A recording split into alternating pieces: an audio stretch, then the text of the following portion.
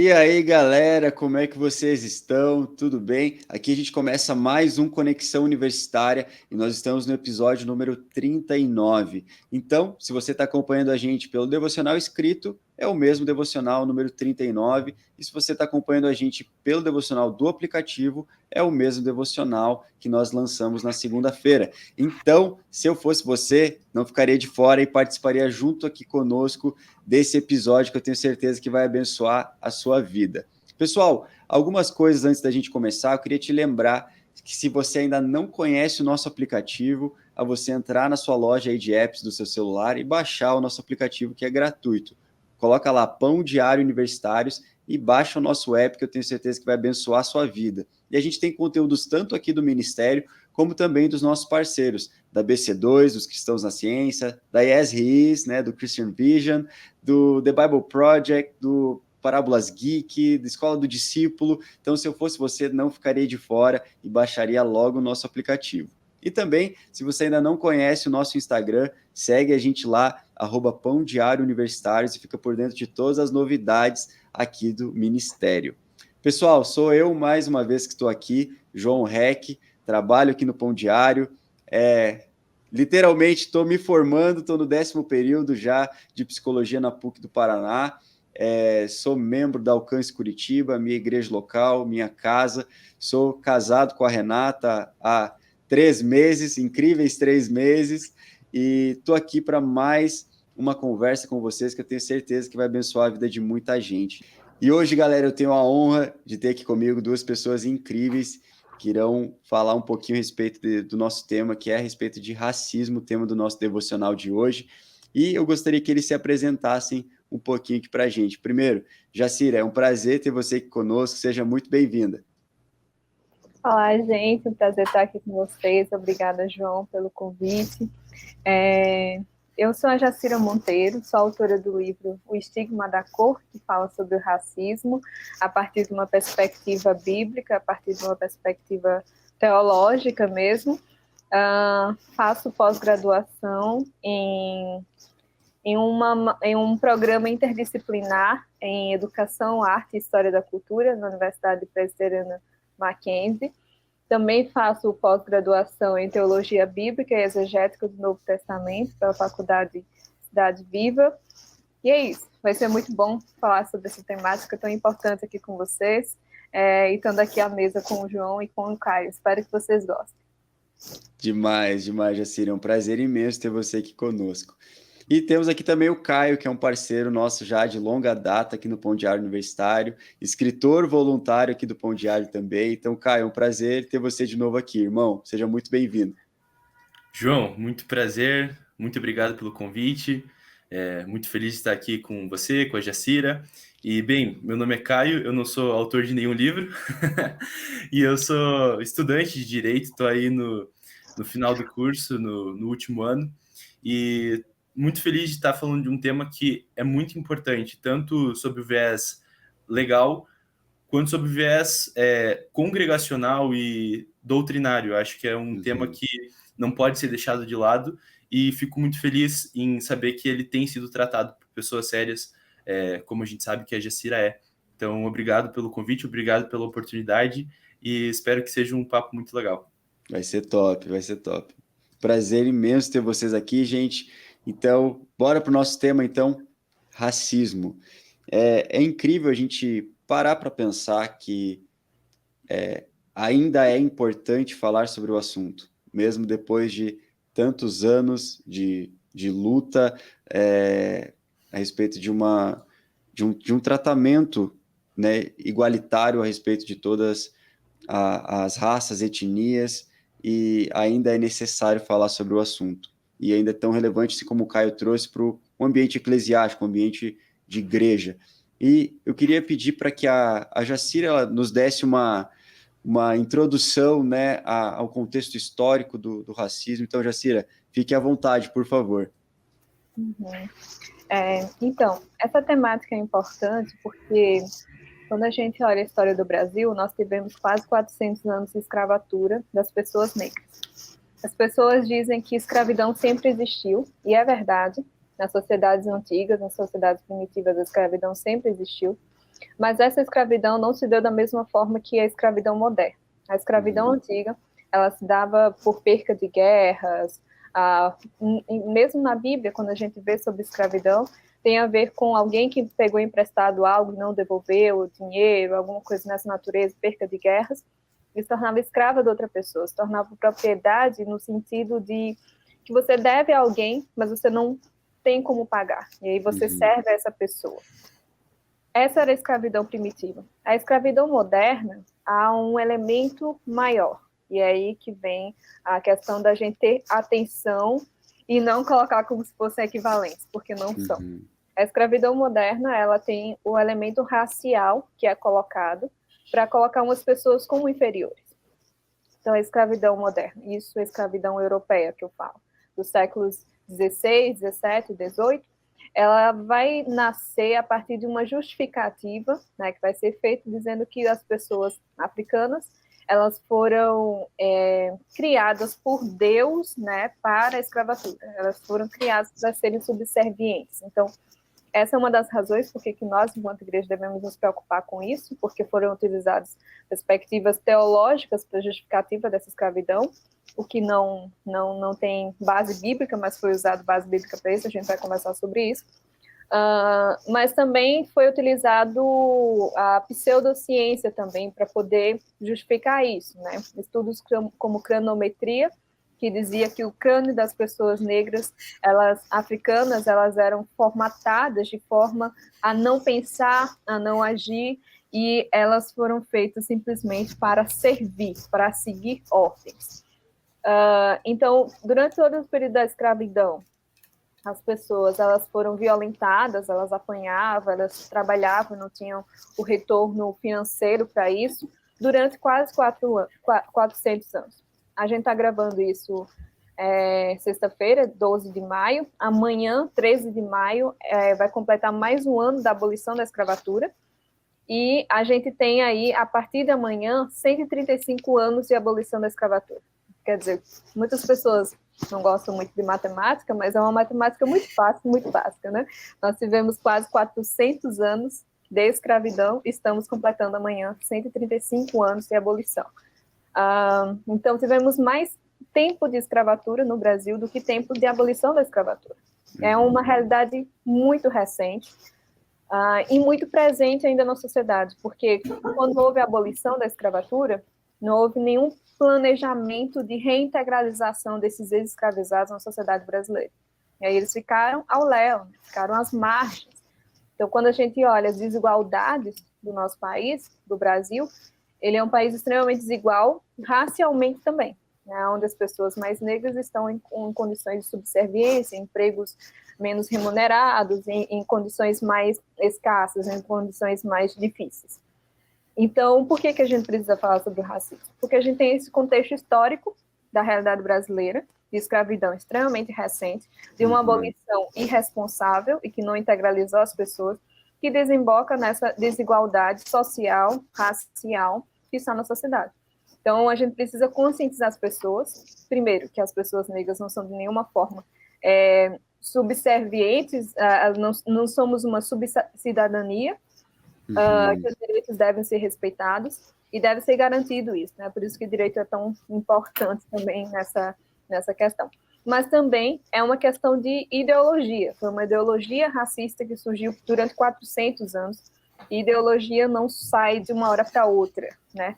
Então, se circulou por tanto tempo, é necessário que haja uma contra-ideologia, no sentido que realmente Deus pensa a respeito de todas as pessoas, no sentido da Imago Dei e coisas que a gente vai conversar com o tempo. Mas esse seria o panorama histórico. Muito bom, Jacira. E eu queria saber agora do Caio, um pouco do panorama jurídico a respeito, né, do racismo. O que você tem a dizer aí, Caio? Claro, antes de começar no tema, eu queria fazer um disclaimer, porque não sou um pesquisador profundo da área, como a Jacira é, então eu vou trazer, assim, os standards, o básico que a gente precisa saber do tema, para a gente não cair, talvez, num discurso de senso comum e para a gente ter alguma noção, assim, da perspectiva legal, que como até o o devocional que a gente está falando sobre hoje, ele realmente fala que a lei precisa ser respeitada por nós, porque é um princípio cristão, a gente tem que respeitar a lei. Então, partindo de uma perspectiva legal, a gente precisa entender que o racismo legal, compreendido pela lei, ele não é exatamente o racismo sociológico, o racismo do senso comum. A questão racial tratada legalmente, ela abrange mais do que a questão de raça, ou melhor, a questão de racismo abrange mais que a questão de raça. Ela abrange, de acordo com a lei que criminaliza o racismo, ela abrange a discriminação em função de raça, cor, etnia, religião ou procedência nacional. Então, esse é um primeiro passo que a gente precisa entender nessa aproximação legal com relação ao crime de racismo, é que o racismo não é só discriminar cor, não é só discriminar raça, é discriminar também etnia, religião ou procedência nacional. E, historicamente, o crime de racismo, ele tinha duas espécies, vamos colocar assim, em termos leigos. O crime de racismo estrito sensu, ou o crime de racismo real, e a injúria racial. E qual que era a diferença entre essas duas modalidades de crime? O crime de racismo, ele era dirigido contra um grupo, contra os negros, por exemplo, contra os judeus. Então, você tinha como objeto do crime um grupo, uma comunidade. E a injúria racial, de outro lado, ela sempre teria como um objeto do crime, como o atingido da prática criminosa, uma pessoa. Então, eu não estou injuriando uma comunidade, eu estou injuriando só uma pessoa. E por que essa diferença era importante? Porque o tratamento que era dado para cada um dos crimes era diferente. Para o crime de racismo, propriamente dito, dava-se um tratamento mais pesado, mais rigoroso. E para o crime de injúria racial, que tinha, então, que era feito em função de uma pessoa específica, tinha-se um regime mais leve, tanto em questão de pena, como de possibilidade de fiança e até prescrição do crime. E por que eu estou falando isso? Isso foi recentemente alterado. Agora, uma lei nova de janeiro de 2023 equiparou a injúria racial ao crime de racismo. Então, via de regra, agora não tem mais essa distinção entre injúria racial e crime de racismo. Tanto a injúria destinada a uma pessoa, quanto o crime de racismo destinado a um grupo de pessoas ou a uma comunidade, eles vão ter um tratamento muito parecido, se não igual. Para não dizer que tudo virou a mesma coisa, teve um tipo de injúria que ficou diferente do crime de racismo, que é a injúria por motivo religioso. E aí a gente pode discutir depois, talvez, os motivos dessa precaução legislativa em não incluir a religião ou a injúria religiosa junto com os outros crimes de racismo, porque o crime de racismo contra comunidades, a religião está dentro, está inclusa, só não é crime de racismo a injúria religiosa, que aí é destinado a uma pessoa só. E aí, beleza, a gente tem esse panorama legal, esse panorama que a gente consegue tirar basicamente lendo a lei. Só que, como a gente sabe, a questão racial aqui no Brasil é muito importante. E por essa importância, ela foi inserida na Constituição. Então, por estar inserida na Constituição, nós temos alguns debates de jurisprudência muito interessantes nessa questão racial. Que esses debates são feitos pelo nosso Tribunal Constitucional, que é o Supremo Tribunal Federal. Acho que um dos debates mais antigos que a gente tem com relação à discriminação e à questão racial lá de 2003, quando o STF estava justamente definindo o olhar da Constituição sobre o racismo, o olhar da Constituição sobre o crime contra a raça. E foi nesse julgado de 2003, eles estavam tentando definir qual que era a extensão da proibição do racismo na Constituição. E qual que era a discussão? O caso era o seguinte, lá no Rio Grande do Sul, um sujeito foi escrever um livro contra judeus. E aí, obviamente, ele foi acusado de racismo, o processo chegou no STF. E a discussão no STF era a seguinte, bom, judeu é uma raça ou não é uma raça? Por que isso era relevante? Porque, a princípio, se fosse uma raça, estaria submetido ao crime de racismo. E se não fosse, talvez poderia estar fora desse regime do crime de racismo. E, por mais incrível que possa parecer, o primeiro ministro inclusive um excelente ministro que se manifestou, ele falou assim, não, judeu não é raça. Raça é preto, branco e amarelo. Judeu não é raça, então, quando você se manifesta contra a comunidade judaica, você não está cometendo crime de racismo. E aí, teve uma discussão bem grande entre os ministros, mas a posição que acabou prevalecendo foi a de que o entendimento constitucional do crime de racismo é que a raça humana ela é uma raça só. Então, não existe subdivisões de raça. E por que isso é relevante? Porque o olhar constitucional, a partir dessa decisão do STF, é que as raças que a gente conhece são divisões sociais, políticas. Então, e elas devem ser assim compreendidas de acordo com a sua extensão. Por isso, não faz sentido a gente falar que, por uma perspectiva de criminalização, raça é aquela raça tradicional da sociologia. Então, preto, branco, amarelo. Raça, numa perspectiva de criminalização, tem que ser compreendida, inclusive, de acordo com a finalidade daquilo que se pensou quando você instituiu o crime de racismo, que é realmente proteger as comunidades. Então, naquela decisão, definiu-se que, sim, o judaísmo, para os efeitos legais de proteção, seria uma raça. E aí, como a gente sabe que toda essa discussão tem uma relevância, inclusive, para a igreja e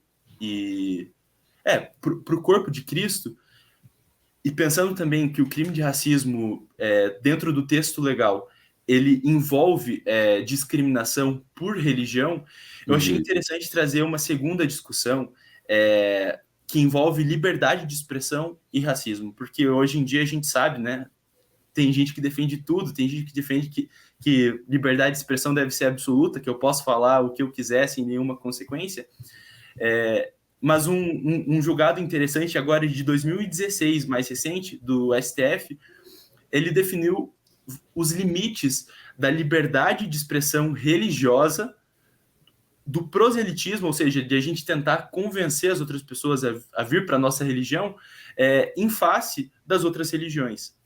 E eu achei interessante porque, mesmo dentro dessa perspectiva de discriminação e de, entre aspas, racismo religioso, o STF conseguiu dar uma tutela importante à liberdade de expressão, à liberdade religiosa e à liberdade do discurso religioso.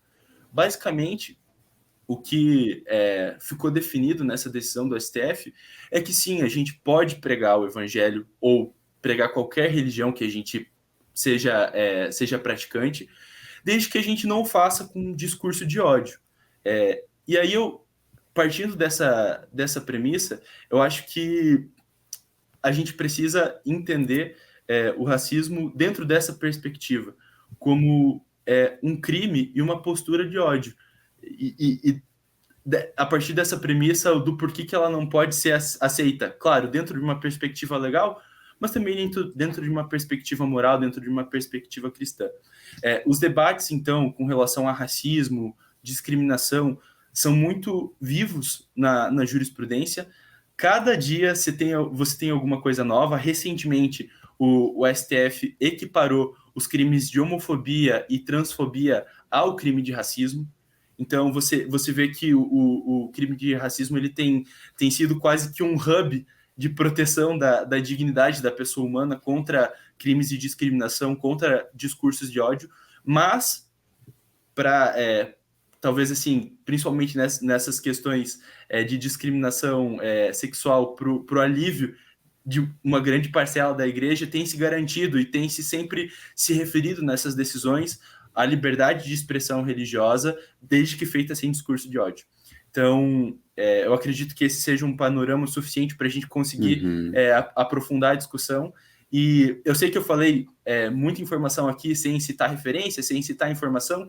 Se alguém tiver alguma dúvida e puder passar para o João, eu tô muito feliz em poder passar as referências aqui. Eu optei por falar sem nenhuma referência para deixar menos acadêmica a conversa e mais dinâmica. Não, muito bom, mano, muito bom. Agradeço a vocês dois por terem dado todo esse contexto. E, Caio, se alguém tiver dúvida, que compre um Vadmecum lá e se divirta. Não, brincadeira, pessoal. Podem mandar as dúvidas aqui pra gente, por favor. Gostei bastante do que vocês dois trouxeram, porque a gente consegue ter uma visão mais ampla agora do aonde a gente está pisando, né? Que não é de agora, não é algo assim, nossa, vamos falar sobre racismo agora. Não, não é. Tipo assim, tem muita gente falando já há muito tempo, muitos debates indo falando a respeito de leis, né? Da Constituição mesmo, e principalmente também falando do contexto social, né, falando das ideias das pessoas a respeito de todos esses assuntos.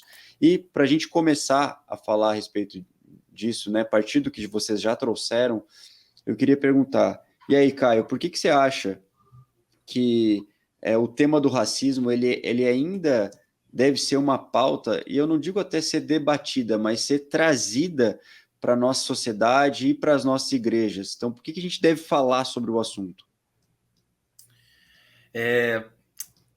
Eu acredito assim que a igreja ela tem que estar a serviço de uma certa maneira da sociedade, porque já pegando aí uma perspectiva bem neocalvinista, a gente tem um mandato cultural para atender a sociedade com aquilo, não só a sociedade, mas a humanidade, com aquilo que Deus nos capacitou, com essa regência cultural, mas assim, mais para uma perspectiva assim dentro da igreja. Para mim, me parece claro que o racismo precisa ser discutido porque ainda tem gente que sofre com isso. E enquanto tem gente que sofre com isso, enquanto tem gente que não consegue entender a imagem de Deus que está na outra pessoa, não consegue entender a imagem de Deus nessa diversidade santa que ele nos fez, precisa ser discutido e precisa ser levado a sério. Então, eu acho que, assim, o brasileiro médio e, portanto, o cristão médio, ou o crente médio, não entendeu ainda a gravidade do racismo e ele precisa ser discutido por isso. Muito bom, mano. E aí, Jacira, o que você acha? Por que esse assunto deve estar em constante pauta, né, na nossa sociedade e igreja? O Luther King, ele fala que a injustiça em qualquer lugar é uma ameaça à justiça em todo lugar, né? É por isso que esse deve ser um assunto para a sociedade como um todo, mas prioritariamente para a igreja. Como o Caio falou, nós temos um mandato cultural enquanto cristãos, mas não só o mandato cultural, nós temos um mandato espiritual, de pregação da mensagem e tudo mais. Temos um mandato cultural de cuidado com a criação, mas também nós temos um outro mandato que muitas das vezes a gente esquece, que é o mandato social. Nós temos esse mandato nas Escrituras, começa desde o Antigo Testamento e vai até o Novo Testamento. Falar sobre o racismo não é apenas uma abstração teológica ou uma abstração sociológica, é uma relação mesmo de seres humanos que estão sofrendo violência verbal, física, psicológica, nesse mundo, né? E como pessoas que foram convocadas por Deus para ter uma presença fiel na sociedade, nós devemos nos importar com os problemas que existem na cultura e trazer respostas bíblicas para isso. Então é por isso que nós, enquanto igreja, devemos nos importar. E aí é que tá. Eu não acho que é uma pauta que está sendo, de certa forma, debatida na igreja, né? É uma pauta que está sendo, sim, debatida na sociedade, mas nas nossas igrejas a gente se silencia para isso. Essa foi uma das razões, inclusive, que me fez escrever o meu livro, né? Porque eu percebi que se eu fosse esperar as pessoas falarem, eu ia esperar, era melhor sentar, né? E aí, enfim, Deus me vocacionou e eu comecei a falar sobre isso a partir dessa perspectiva missional. Mas na nossa igreja, quando se fala sobre esse assunto, as pessoas acham que é um assunto de determinado grupo político, especificamente da esquerda, né, dos progressistas, que têm vários problemas na identidade, da ética deles com relação à ética cristã. Uhum. Então, se assume uma postura da igreja de só criticar os movimentos seculares que falam sobre isso, e de não ter nenhuma postura proativa de trazer a partir da visão bíblica, falando sobre esse assunto, porque existem pessoas negras nas nossas igrejas que estão sofrendo com racismo, seja dentro da igreja, seja fora, e que o pastor precisa saber como aconselhar, precisa saber como acolher, precisa saber como ajudar. Então, a gente precisa parar de ver esse assunto como uma abstração sociológica, entender que são pessoas que estão sofrendo. E a Bíblia tem algo a dizer sobre isso. Existe um mandato social para isso. Existe um mandato de cuidado com o meu próximo. E se a gente está num mundo caído e quebrado, e o meu próximo sofre com a discriminação, com o racismo, com o preconceito, eu preciso me importar com isso, porque isso faz parte do segundo grande mandamento de Cristo, né, de amar o meu próximo como a mim mesmo. O subtítulo do meu livro é Como o Racismo fere os dois grandes mandamentos de Cristo. A gente acha que fere só o segundo grande mandamento, mas fere os dois, porque o apóstolo João falou que você não tem como amar a Deus a quem você não vê, se você não ama o seu próximo a quem vê. Então, os dois grandes mandamentos, na verdade, estão juntos. Então, o racismo é pecado, por isso que a gente deve se importar. É um pecado primeiramente contra o Criador, porque o racista, ele olha para Deus e diz que Deus ele falhou na sua criação, quando Deus, no final da sua criação, ele diz que tudo era bom. E é um pecado contra o próximo também, né? É você desfigurar a imago Dei na outra pessoa. Então, é algo bem grave para as escrituras, bem grave. Por isso que a gente deve se importar, porque Deus se importa. Muito bom. Enquanto vocês estavam falando, eu comecei a refletir de uma perspectiva da psicologia, e obviamente a gente acolhe o sofrimento do outro, mas eu comecei a pensar a respeito do agressor, né? E quando a gente começa a pensar a respeito disso, eu fico pensando, por que algo no outro te agride tanto, né? De tal forma que você precise corresponder agredindo a outra pessoa, sabe? De que tal forma você foi agredido por algo que às vezes é uma crença do outro, a cor do outro, e por que isso te agride tanto ao ponto de você precisar agredi-lo de volta, sabe? Então, quando a gente olha para padrões comportamentais, enfim, existem pessoas que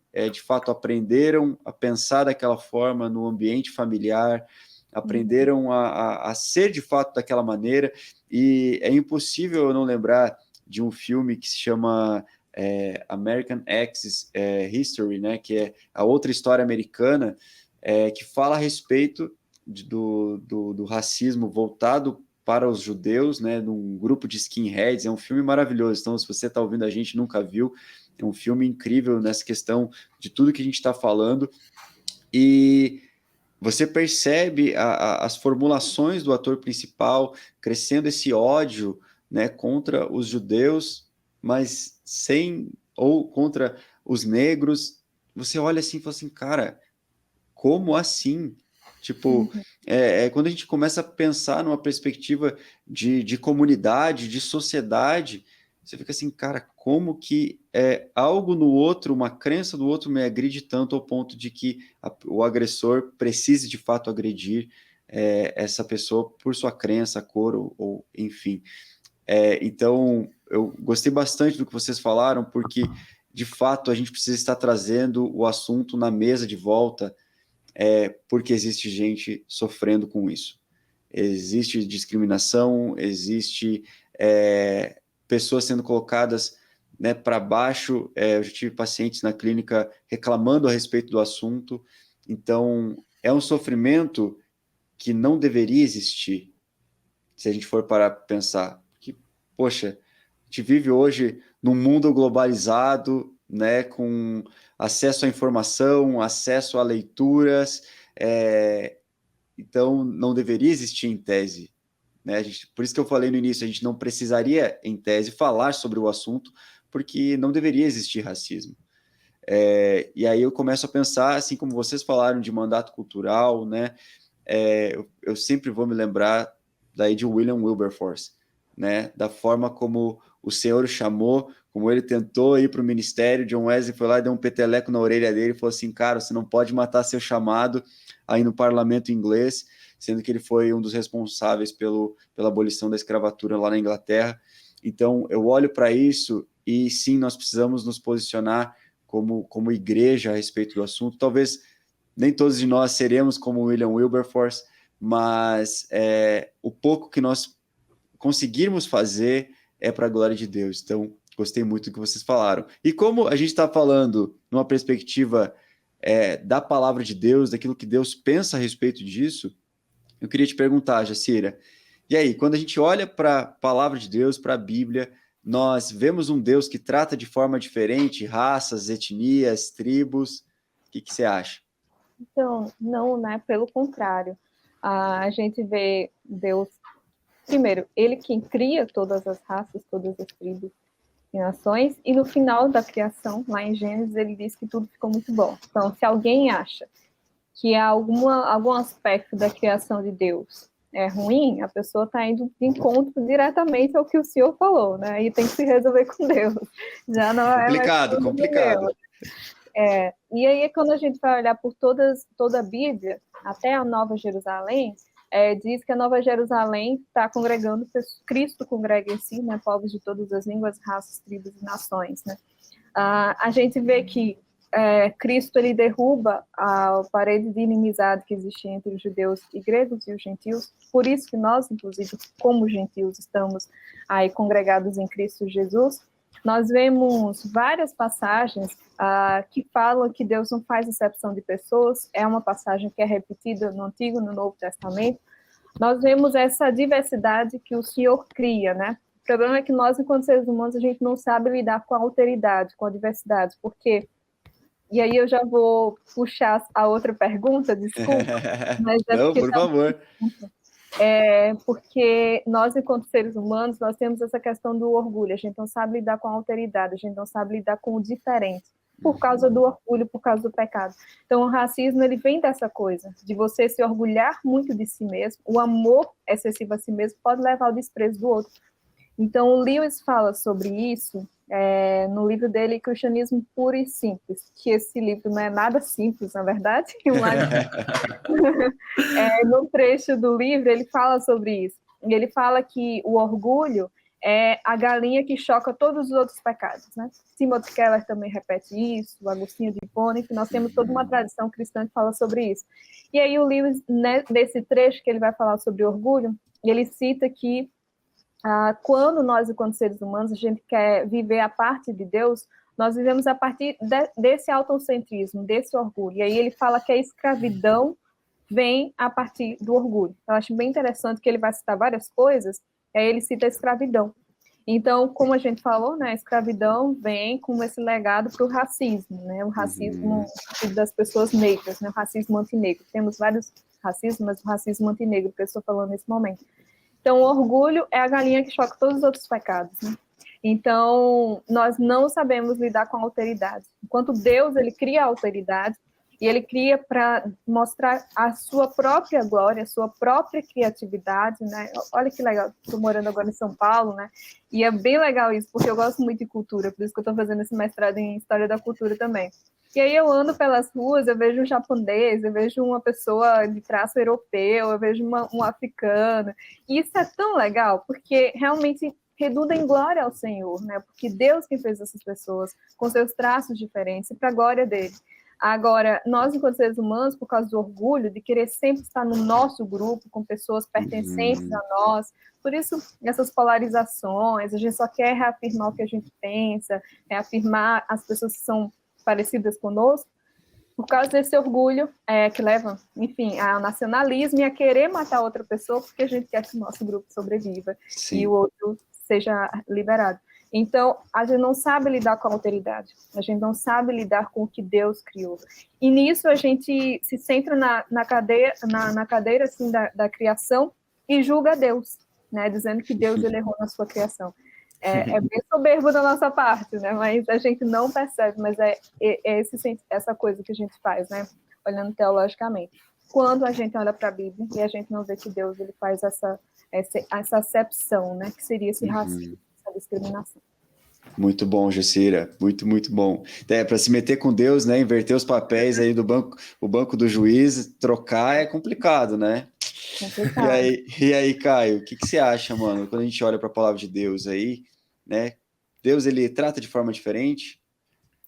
Olha, eu com certeza eu sou um feliz coadjuvante aqui nessa conversa, porque a Jacira, ela adianta muita coisa do que a gente pensa, do que a gente com certeza acredita, mas talvez eu tenha um ponto a adicionar, que, assim, na perspectiva individual, de pessoa para pessoa, na relação ali horizontal e individual, principalmente, eu acho que não tem pontos de dúvida na escritura que possam sujeitar algum argumento a favor de alguma preferência de Deus por alguma raça, alguma tribo ou nação.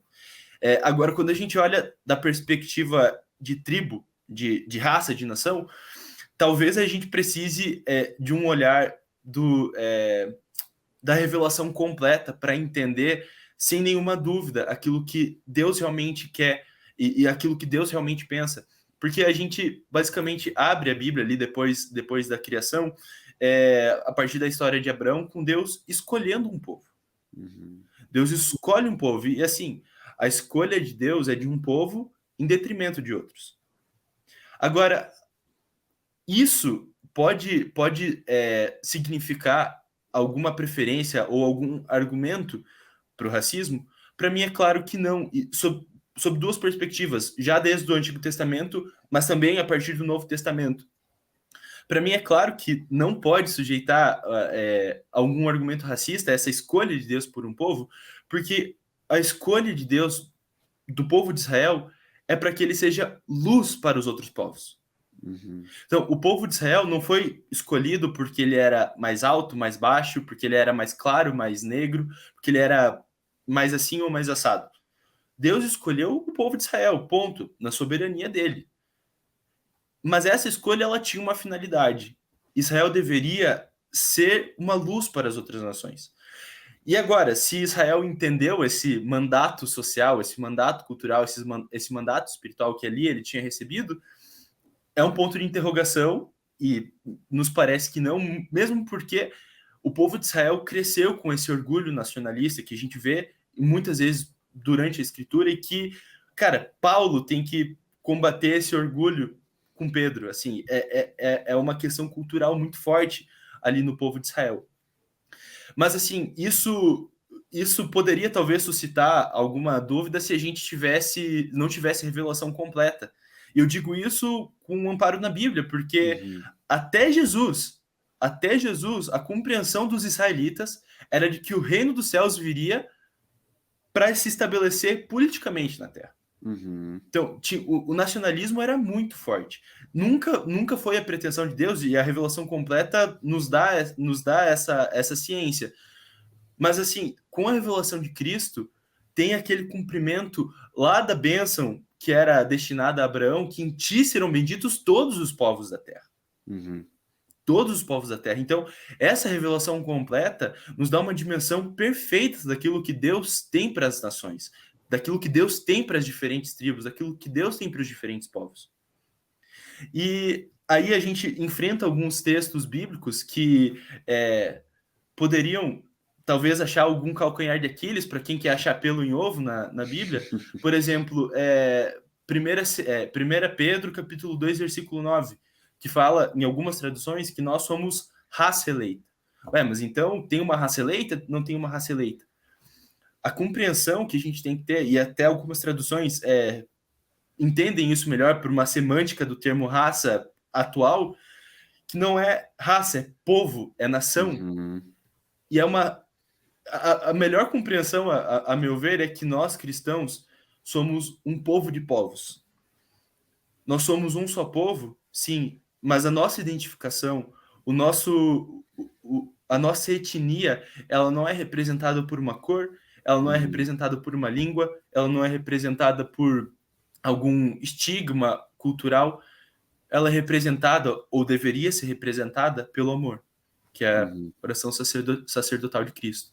Então, assim, eu acho que é interessante a gente ter essa perspectiva de povo mesmo, de como a Escritura trata o povo de Israel, e que agora a igreja é Israel Santa, Israel espiritual, para que não sobre nenhuma aresta não aparada para que alguém mal intencionado venha e fale, não, Deus escolheu uma raça, não, Deus escolheu um povo para ser luz para todos os povos, e agora a igreja é a congregação de todos os povos, como esse farol aqui do evangelho. Então, a questão racial está muito bem tratada na história da igreja. Claro que a gente tem aí alguns pontos críticos, até na história protestante, né? Alguns posicionamentos bem complicados que a gente vê, mas um olhar sincero e um olhar evangélico, no sentido de evangelho mesmo, para as escrituras, resolve qualquer tipo de dúvida com relação a isso. Muito bom, mano.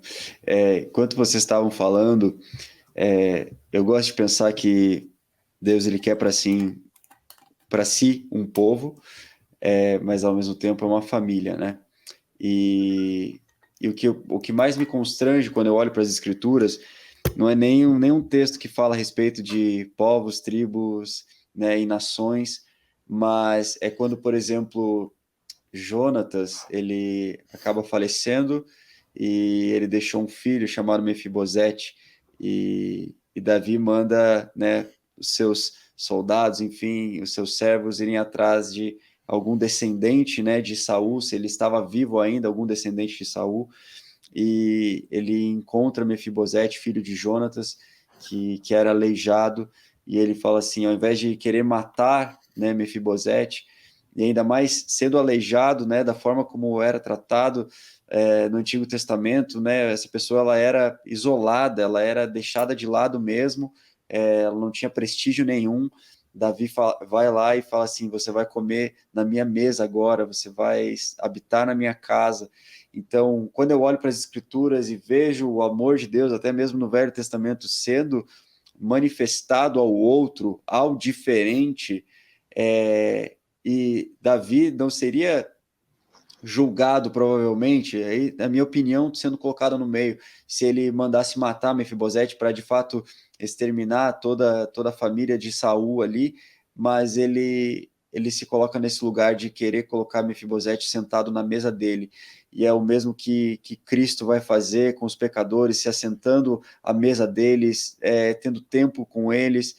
Então, quando eu olho para isso, e se existe algum cristão que de fato ele discrimina a outra pessoa por sua raça, sua tribo, né, sua cor, seja lá o que for, não faz sentido nenhum em você isolar essa pessoa e não convidá-la para sentar à mesa com você, sabe? Então, quando eu olho para o coração de Deus a respeito disso, eu vejo que o nosso Deus ele é um Deus que de fato traz essa pessoa para sentar à mesa. Então, eu olho para isso e eu me apaixono ainda mais pelas Escrituras.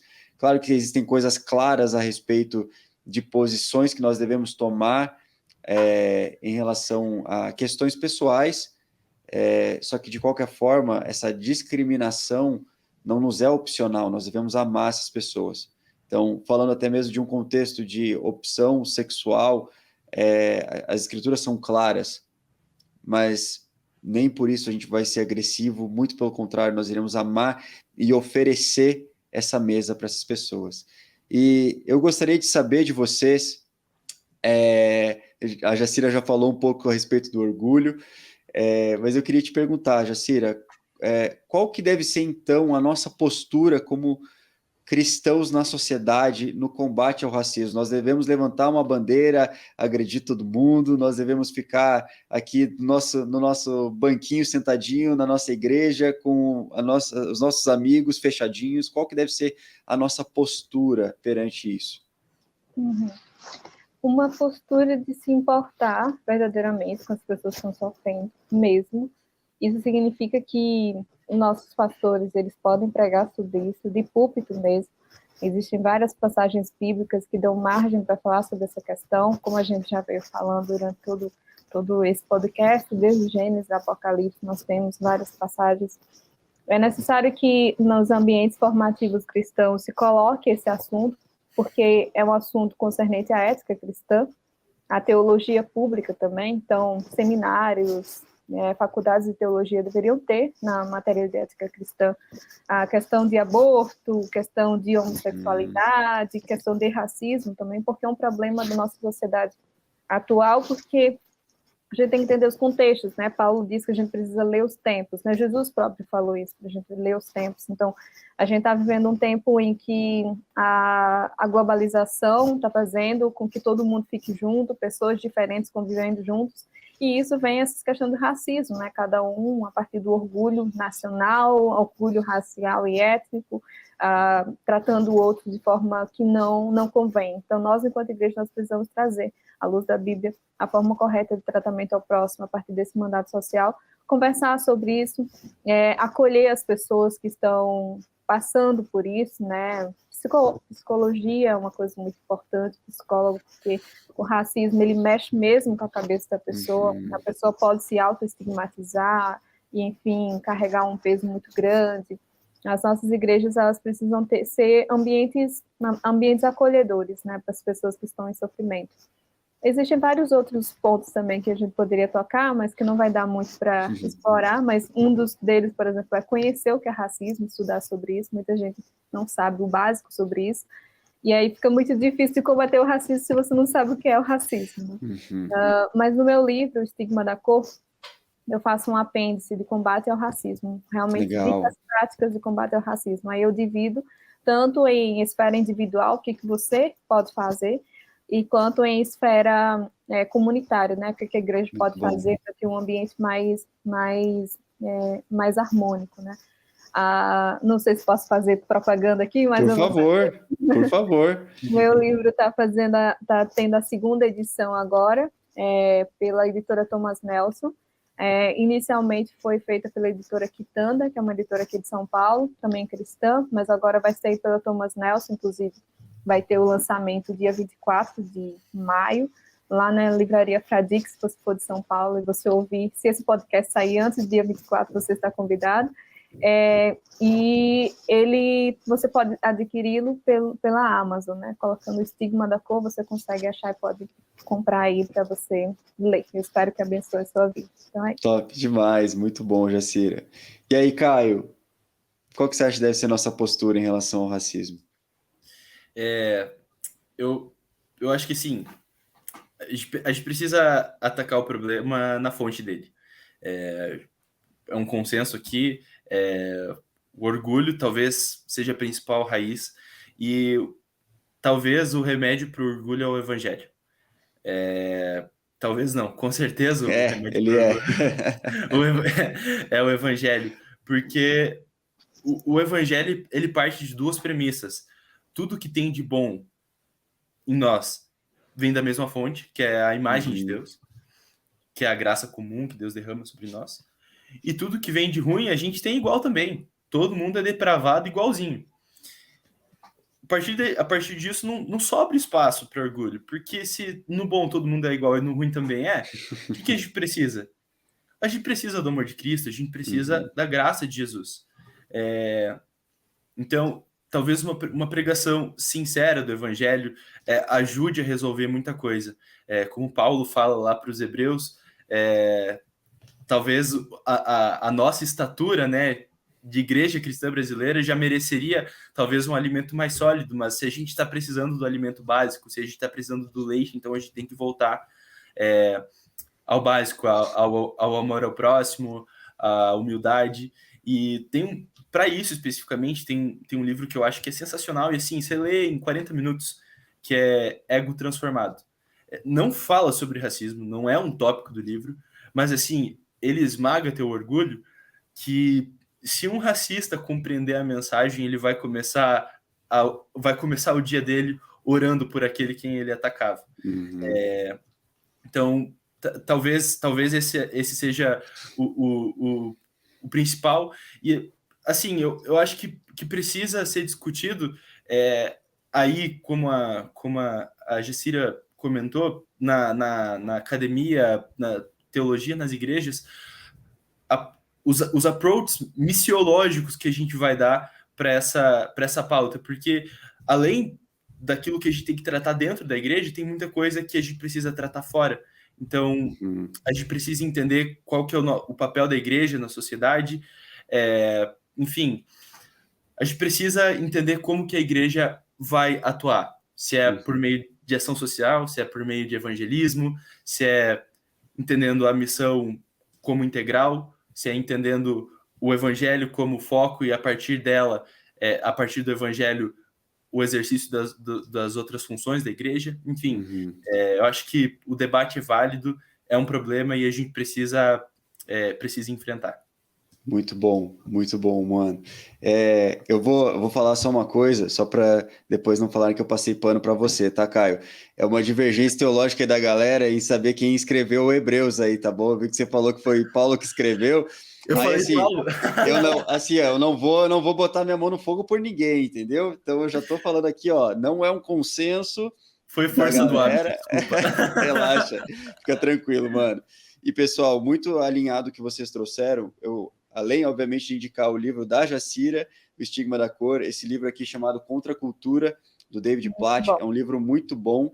E a respeito, né, falando a respeito de unidade na diversidade, né, o Evangelho e as etnias, ele traz uma citação de Martin Luther King, né, assim como a Jacira o citou anteriormente, e ele tinha recebido uma carta escrita por 8 pastores brancos de Birmingham que o confrontaram, e em resposta a eles, 2 citações que ele traz.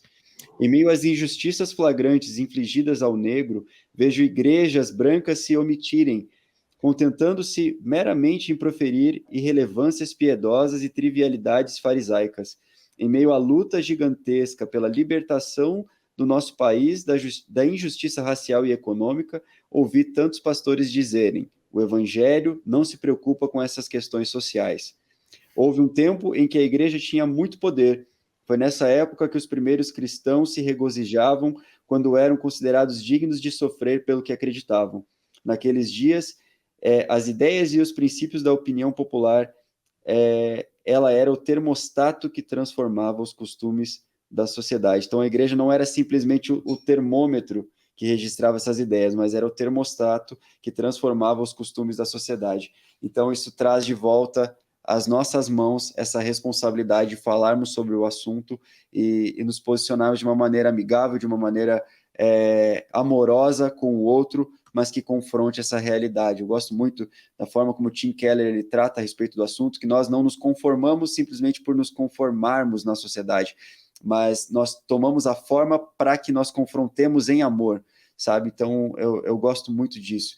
Então, pessoal, acredito que a gente conseguiu compilar tudo que era necessário para ter um bate-papo inicial a respeito do assunto. Então, gostaria muito de agradecer a Jacira e ao Caio por terem topado participar aqui, e agradecer você também que esteve conosco até o final desse episódio, e esperamos que Deus abençoe você, que você estude mais a respeito do assunto e que você possa estar conosco também na semana que vem para mais um Conexão Universitária. Valeu, galera. Deus abençoe e tchau, tchau.